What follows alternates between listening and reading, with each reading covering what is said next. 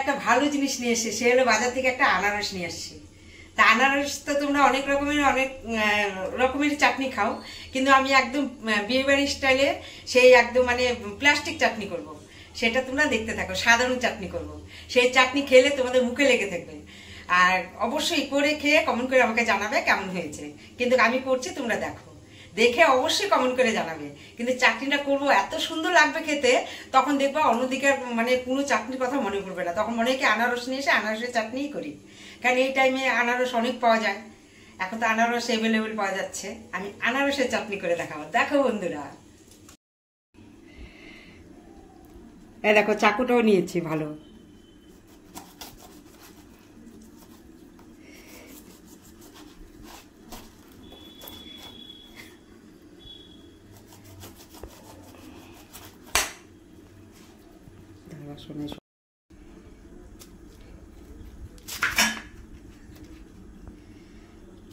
হচ্ছে না,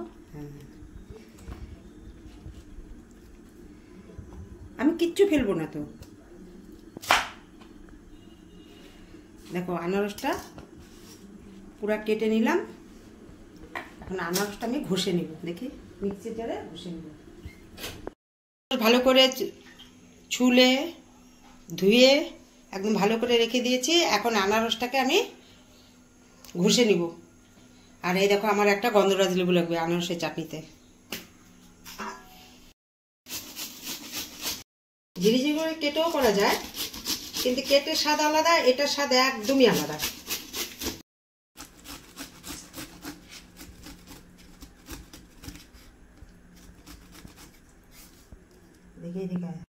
ভেতরে যে এই যে শক্ত ভাবটা, এটাও কিন্তু আমি ফেলিনি।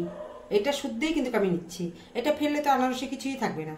তো প্লাস্টিকের চাটনি করব, চাটনির মধ্যে দিলে তো ভালোই লাগবে। তো দেখো আমি কিভাবে করছি। দেখো বন্ধুরা, পুরা ঘষে নিয়েছি, একটুকু কিছু নেই, একদম ঘষে নিয়েছি। দেখো এখন আমি কি করছি। কড়াইতে আমি 1 কাপ চিনি দিয়ে দিচ্ছি। যতটুকু লাগবে ততটুকুই দিবা, 1 কাপ যে দিবা কোনো মানে নাই। আনারস মিষ্টি বুঝে দিতে হবে, কিন্তু আমার আনারসটা মিষ্টি আছে।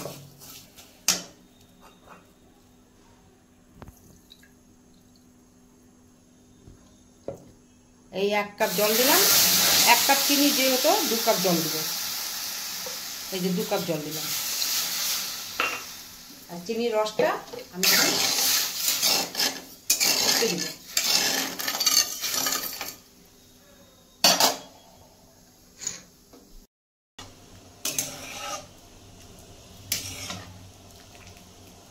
আর একটু ফুটবে, একটা তেজপাতা দিয়ে দেবো।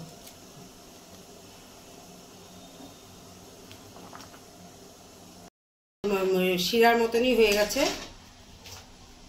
এখন আমি আনারসটা দিয়ে দিব।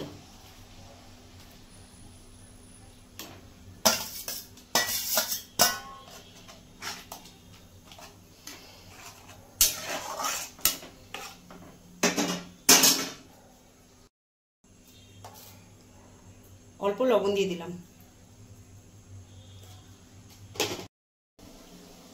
এখন একটু ঢেকে দেব, ঢেকে আঁচটাকে একটু কম স্টিমে করে দেব।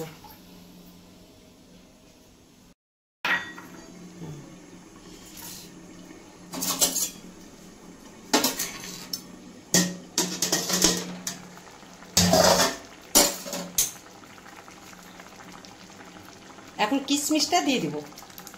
কিশমিশটা আগে দেইনি কেন, একদম সেদ্ধ হয়ে গেলে কিশমিশ ভালো লাগে না। বন্ধুরা আমি কিন্তু হলুদ টলুদ কিছু দেইনি। প্লাস্টিক চাটনি মানে প্লাস্টিকের ইয়ের মতনই হবে। হলুদ দিলে একদম মানে তরকারি টাইপের কালার চলে আসবে, ওর জন্য আমি হলুদ দিব।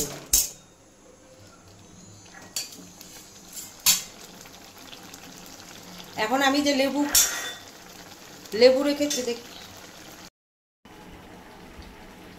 বন্ধুরা, এখন আমি লেবু রস দেখে না,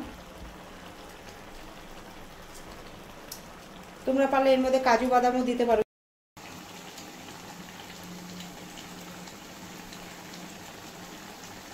গন্ধরাজ লেবু দিলে মানে আনারসের চাটনিটা দারুণ গন্ধ, ভালো ভালো গন্ধ বেরোবে। চাটনিটা দেখো শুধু কি সুন্দর হয়েছে। গন্ধরাজ লেবু দিয়েছি না, দারুণ গন্ধ বেরিয়ে গেছে।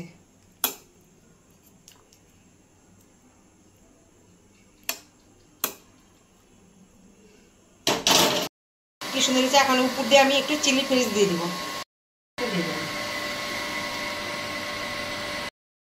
দেখেছো বন্ধুরা কি সুন্দর কালার হয়েছে, এত সুন্দর হয়েছে। কেমন হয়েছে অবশ্যই কমেন্ট করে জানাবে। এইভাবে করে খাবে।